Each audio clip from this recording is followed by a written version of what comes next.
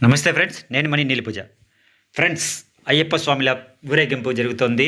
అంటే మన రాజంపేట నుండి తిరుపతికి వెళ్ళే రూట్లో భువనగిరిపల్లి ఆర్చిని దాటుకొని అయ్యప్ప స్వామి గుడి ఉంది కదా, అయ్యప్ప స్వామి దేవస్థానం, అక్కడి నుంచి బయలుదేరినటువంటి ఊరేగింపు ఈరోజు రాజంపేట బయలుదేరింది. స్వామి బయలుదేరేపటికే వర్షం, అయ్యప్ప స్వామి బయలుదేరేసరిపటికి వర్షము విపరీతంగా పడుతున్నది.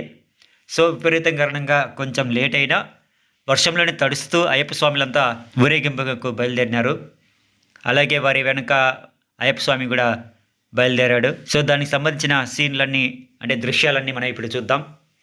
మన మణికంఠుని వెంట కోలాటంతో కోలాహలంగా బయలుదేరిన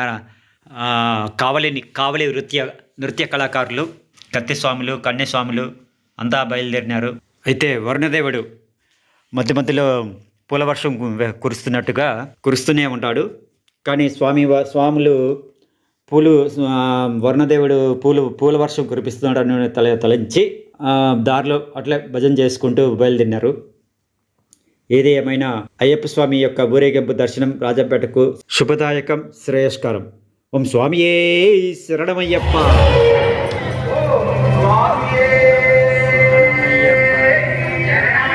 ఏం కనపలయ్యో ఇంకా. అయితే అయ్యప్ప స్వామి ఊరేగింపు అనేది భక్తితో కూడిన ఒక వేడుక. ఇప్పుడు శరణులు విందాం, తర్వాత మాట్లాడుకుందాం.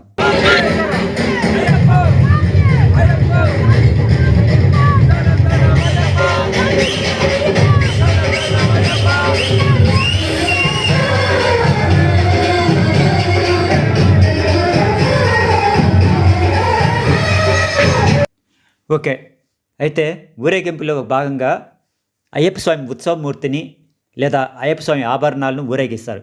ఈ ఊరేగింపు ముఖ్యంగా అయ్యప్ప స్వామి దీక్షాకాలంలో లేదా శబరిమల యాత్రా సమయంలో ప్రత్యేక ఉత్సవాల సందర్భంగా జరుగుతాయి. భక్తులు స్వామియే శరణమయ్యప్ప అని నామస్మరణ చేస్తూ ఈ ఊరేగింపులో పాల్గొంటారు. అయ్యప్ప స్వామి ఉత్సవ మూర్తిని పట్టణంలో ఊరేగిస్తారు. ఇది భక్తిపూర్వకమైనటువంటి వాతావరణాన్ని సృష్టిస్తుంది.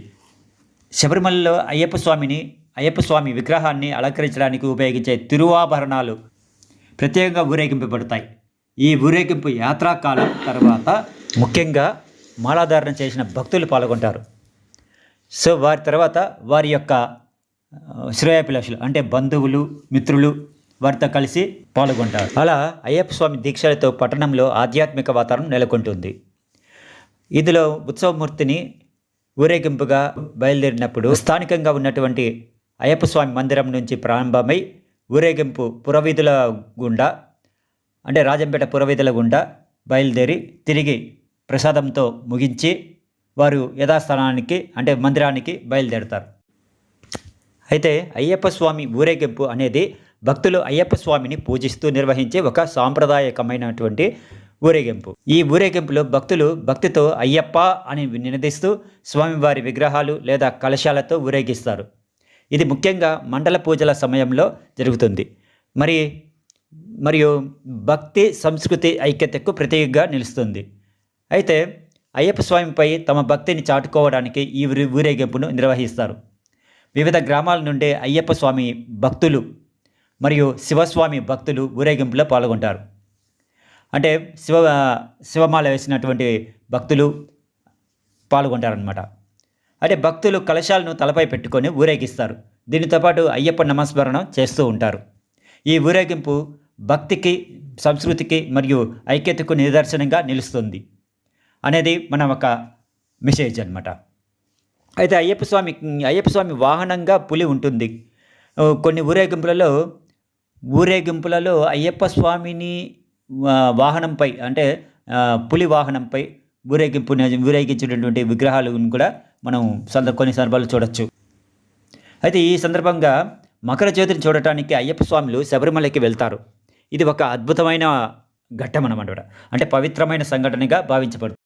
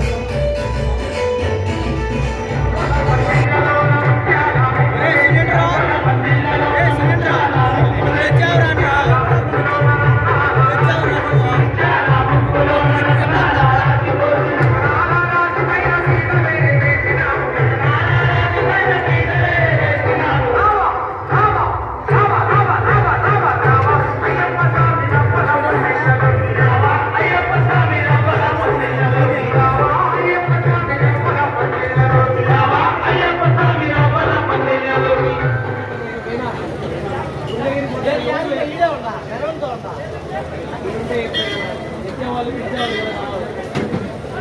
నలుగురు కూడా లేదు. నేను మనీ విజయ్ అడిగినా వస్తా అంటే నేను